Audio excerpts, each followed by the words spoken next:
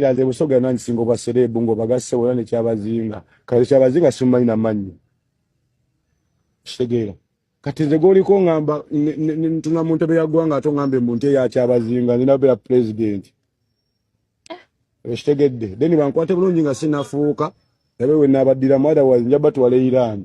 Ate ensonga zaabwe zabadde na nafune soka nembatanso kemalize basajja nga ba military ne bwekigana bagattako tebaddamu kumpereza bikale bo bafuna muki bwetukayano oba peace they chose what peace osaga kati basalewo bagamba omusajja wadde chance emu okwerowooza esawa 2 munnya bagala nkaya namba tandikirawo tegedde nabawunu emwana wala bafala abo mwana mafia boss yetuveeyo nayo kulike emboko za Friday nga walaba ati siko wangu wakakiro nkulisamu emboko mwana kati emboko zange kati nawo ndete abasoga mwana soga tatu wakawataganye chairman sio chabadde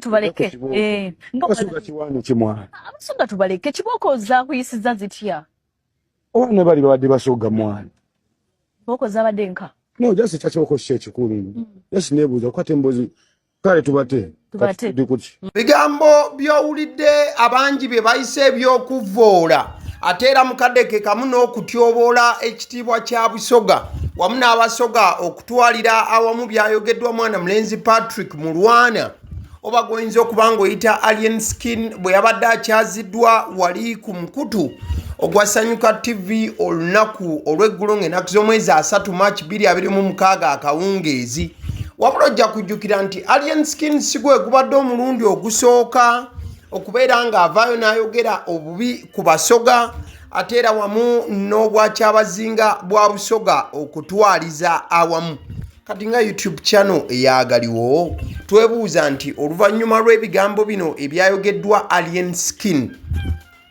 Patrick Mulwana ate nga he is a public figure anaddamu okuyimba ng'asaze jinja obanga asaze sina jinja anaddamu okuyimba ng'asaze bridge eyo newankubadde ng'era still mu byayogedde yagambye nti n'okuyimba yakuvuddemu waliwo asasula busasuzi mwana mulenzi Alien Skin okubeera nga alumbagana Busoga n'okunafuya obwa Kyabazinga ekirala kimanyiddwa bulungi nti abasoga be bantu abateerabira naddala ng'omuntu alina engeri gy'abakosezzaamu ekyo bw'obanga okivuddeko bangi batandise okwemulugunya n'okwebuuza ku platforms ez'enjawulo eziwa Alien Skin omwagaanya n'agenda maaso n'okuba nti ayisizaako obubaka obuyinza okuba nti bwongera okuttattana wamu n'okusaanya ekifaananyi ekya side z'abasoga mukaddeke kamu Alien Skin mu bigambo bye yayogedde yawadde ne gye wandiise ultimatum bwe yagambye nti abawadde essaawa 24 zokka abandi ne bagamba nti Alien Skin ng'ataamye era ddala kiki ekiri emabega w'ebigambo bye ekiyinza okuba nga tekirabika mukaddeke kamu nga tuvuddewo ntunuuliddekoko omutimbagano n'engeri abantu gye bariyakitinzeemu ku bigambo bya Alien Skin wabula nga buli omu awanda buwanzi muliro bwe weetegereza ku screen mwana mulenzi amanyiddwa nga Aaron Vijay avuddeyo n'agamba nti UCC Uganda you have quickly acted on Dean Lubowa suspended Kyungu on the barometer and enforced standards against unlicensed broadcasters. Why the silence when Alien Skin's attacks on the Busoga kingdom and the Busoga people are recorded and aired? This promotes ethnic prejudice. Nabuuza ekitongole ekitwala eby'omutindo gw'ebiweerezebwa ku TV ki UCC nti bagoba oba baawummuza kungu we waali wakavubo ngano wali ku TV ya NBS programu ye ya barometer ate era mukaddeke kamu mwana mulenzi amanyiddwa nga yakungu bamuwummuza ate era mukaddeke kamu Dean Lubowa saava naye ne bamukwata olw'ebyo yali aweereza ku mpewo kati ng'abuuza Sanyuka bagikkiriza batya okubeera nti yataddeko Alien Skin ng'aweebula abantu jekke n'abuuza nti Palaso n'agamba nti Palaso watukola omulimu omubi ennyo okubeera nti waleeta alien skin. Ndabyeko mwana mlezi amanyiddwa nga Conrad n'agamba hey Palaso, help us with this rabbit dog. It has started barking again. Yenga agamba nti ate alien tamuyisembwa. Kati abamu ate bavuddeyo ne beemulugunya. Ambassador Kim Walusimbi yemulugunyiza ku Commissioner Helen Seku. Ojja kujjukira gye buvuddeko alien skin bwe yali ng'akwatiddwa ku weekend. Commissioner Helen Seku yagenda n'amugjayo. Kati bangi batandise okutunula Commissioner ne bamugamba nti olabye gwe yajja alien skin mu kkomera ng'abasajja bamukutte, kati ate avuddeyo obukambwe ayina bungi. Bwe tudda ku sayidi ya mwana mulenzi alien skin, yavuddeyo n'agamba nti ne music kyaddaaki amutadde era ebyokuyimba yandibanga abiviiriddemu ddala, wabula alina enteekateeka ku fangoni awo. Fangoni iri planning ebinene ti ngejje njagala nnyo okuleka kauti na semirai project eyo nga watu wanajiro nshinga maaso kaola kuba batemu bangi kajiteke mu nkola kale nene bwe mbanfiridde waneno kale temunzisanga waffe kuba teri ajja kunambula eyo mu kyalo mufanya okunoonya nnyo we musobola okuteeka wanga waffe babona tewaliwo mugulangawo issue ne wajalabika nesidamu nekale mbasifudde kyekizibu ina programu eyo yolekayo kijja ky'abajulizi bonna abaali mu kyasa ekyo tugenda kuzimba piramidi falawo tayinza tuvimba falawo tayinza tuvimba kitegeeza nekyo ekijja tuyambako babaze kita batera tukola ki batusobola naffe tuleseewo ki bali bafangoni matters programu mbi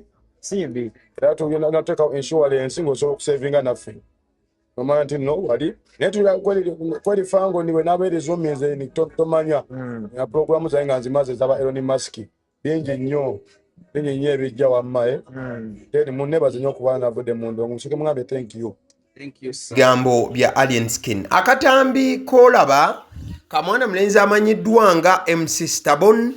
He is a comedian and a TikToker. Mulaine efaananako bwetyo. Omwana mulenzi ono yaleeteddwa ku kkooti olunaku lw'ejjo oluvannyuma lw'okubeera nti yabadde akwatiddwa era emisango gyamusomeddwa wabula ebintu tebyabadde birungi n'akamu. Kyaddaaki tugambe bugambe nti Mukama yazzizza buzza bibye. Frank olina emyaka 25 oli muganda oli muyimbi ate obeera Gangu mu Makindye Ssaabagabo municipality Bamukutte district. Ovunaanibwa emisango ebiri. Omusango ogusooka gwakubeera ng'olina ekidduka ekitali mu mbeera nnungi ate ng'okikozesa ku luguudo ekimenya amateeka. Bale Frank kigambibwa nti nga 25 omwezi ogwokusatu 2026 ekibuye ku roundabout ku Entebbe Road mu Makindye division mu Kampala district wavuga ekidduka namba UAF 283L Toyota Corolla nga yasiriba mu langi ku luguudo nga kuliko amataala obutalo obwako ennyo ate nga mu mbeera eno emmotoka eno omwojo wali okugivuga kiro ng'eyakanya amataala ng'ekiyinza oyitirawo akabenje eri abantu n'abalala bakozesa oluguudo. Olidde musango ogwo? Is it true? Mutuufu oba si mutuufu? Your Honor, the charge is true. The guilt is entered. Count one. Kiwandiikiddwa nti omusango ogusooka ogukkiriza. Omusango ogwokubiri gwakozesa kidduka ku luguudo nga kiri mu mbeera etali nnungi ekimenya amateeka ag'ebidduka ku luguudo. Bale Frank kigambibwa nti nga 25 omwezi ogwokusatu 2026 ekibuye roundabout ku luguudo lw'Entebbe mu Makindye division mu Kampala district wavuga ekidduka namba UAF 283 Toyota Corolla nga yasiriba mu langi ku luguudo ng'emipiira gyayo n'amataala ne breki nga tebyali mu mbeera nnungi ekola nga kisobola oleeterawo akabenje eri abantu n'abantu abakozesa oluguudo. Owulidde? Sango mutuufu wasi tuyewashi. Plea of guilty is entered. Count two. kiwandiikiddwa nti n'omusango ogwokubiri okukkiriza. Bino bye byaliwo. I'll give you time to talk. Bagenda kukwogera nebyaliwo okuyingiza. MC Sturbbon ejjo katono atwalibwa eruzira. Awo nno yabadde amaze okufuluma ekkooti era ne yeekwata mu maaso nga takikkiriza nti Mukama amusobozesezza okusimattuka ekkomera. Mwana mulenzi ono yasabiddwa emitwalo 22 nga fine ku buli musango, bw'atyo n'ateerwa oluvannyuma. Emmotoka eyamuleetedde ebizibu yeeno wano. Bannange Sturbbon alina emmotoka. Nange sikikkiriza nti yasiya. Sturbbon eno mmotoka yo? Si yange nabbanga. Nagigula bwayi. Sturbbon onootuuka.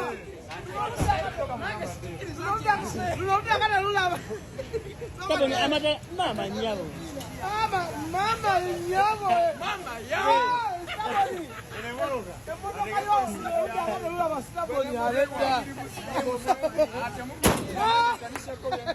Yagikowa erina eriiso limu. Emmotoka gy'olabye ye yabadde ekwasiza mwana mulenzi MC Sturbbon. Kale away from there ekifaananyi ekyo kyolaba kifaananyi kyakubiddwa wali mu bitundu by'embalala. Omukulu amanyiddwa nga Dickens Friday Kaka CEO wa Mbalala City Marathon oba emisinde egyo egya Mbalala City Marathon Bamukutte bamugombyemu obwala sayidi eyo nga bagamba nti yatyoboola eddembe oba amateeka agagobererwa ekitongole ekitwala abaddusi mu Uganda olw'ensonga yategeka emisinde egyo nga tafunye lukusa lujjudde era baali aba federation bamugambye emisinde tagitegeka so gye byakkidde eggaayo oyo nga bamugombyemu obwala. Kale awo nawo nga tuvuddewo SB4 media SB4 media n'omukulu amanyiddwa nga Jumba aligaweesa bakyetwala misinde. Jumba aligaweesa ojja kujjukira yavaayo emabega awo n'awa SB4 media ennaku ntono nnyo namugamba nti gwe nkuwadde ennaku ntono nnyo bwe siikuloge nja kuva mu bulogo bwe siikuloge nja kuva mu busawo. Kati no SB4 media yavuddeyo naye n'awa Jumba aligaweesa ennaku. SB4 media yenno yawadde Jumba aligaweesa ennaku 7 zokka. Namugamba nti nkuwadde ennaku 7 Jaja Jumba aligaweesa ng'ovuddeyo ne weetondera abantu bozosiriwaza. Kati olutalo wakati w'abano